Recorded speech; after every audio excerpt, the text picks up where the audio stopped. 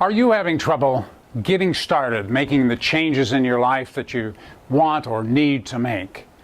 Well, don't feel alone, because it's really a common issue for most of us. And the reasons for it are really pretty simple, and they lie around fear, procrastination, and the fact that momentum tries to hold you in the place that you are. So it's very difficult to generate the energy to move forward. Gary Doyle here with a tip that might help you find a way to get yourself motivated to move forward. But before I give you that tip, I wanted to share a little thought about an egg. Now, the egg is where a chick incubates. And when the chick is ready to be born, it breaks that eggshell from the inside, and life begins. It's no different than for you. If you will reach inside of yourself and begin to break the shell that surrounds you, you too will know the meaning of the phrase, "Let life begin." Now, the tip I have for you today is really a pretty simple one, yet it's an exercise and one that's going to require you to do a little bit of work. I want you to take a sheet of paper, and I want you to draw 3 columns on that sheet, and then I want you to title those columns. In the first column, I want you to tell us why it is that you feel that you need or want to make a change in your life. And in the second column, I want you to tell yourself what it is that's holding you back from making the change that you desire. And then in the third column, I'm going to want you to title it Solutions. And the solutions are really about how do you overcome those things that are holding you back. Now, here's a form which I've partially filled out.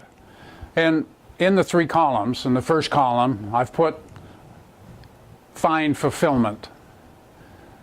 And the second thing I put on that list is live a better lifestyle. This is really about more money.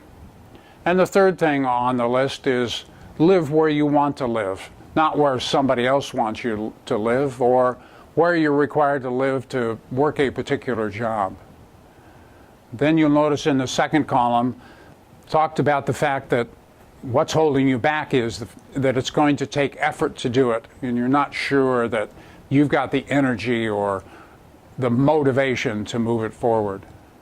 The second thing on the list is about fear. And that's fear that you might fail in your effort to make that change. Your self-esteem simply may not handle that failure. And in the third thing on the list is you don't know where to start to get yourself moving on the path towards making those changes in your life. Now in the solutions column, I've suggested that you do some reading in the first item I've listed. And I particularly suggest The Alchemist because it's a story that will motivate you on how to move yourself down that road and down the path that you need to move. I also suggest that you read other motivational books because surely some of those will inspire you as well. The second thing on the list is about overcoming some fear, and that's to provide yourself a clear picture of what the prize is of making that change. Now, that focus won't force fear out of your mind or your body, but it will dominate the fear.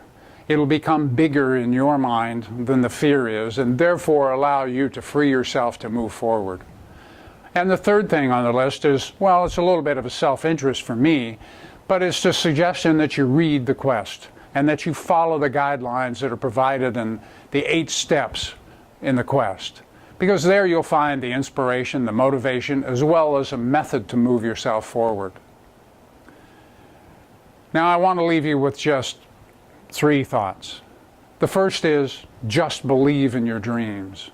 Because if you do believe in your dreams and you believe enough in those dreams, they will come true. The second thought is to be bold, for mighty forces will come to your aid. Now, when I talk about mighty forces, I'm talking about you will marshal the energy from your friends, from your family, from those that you work with, and from people you don't even know today. But more importantly, you'll marshal forces that are within you that you never really knew that you had. So I'll leave you with one final thought, and that's to live with purpose, live with passion. And I hope to see you again next time. Thanks for being here.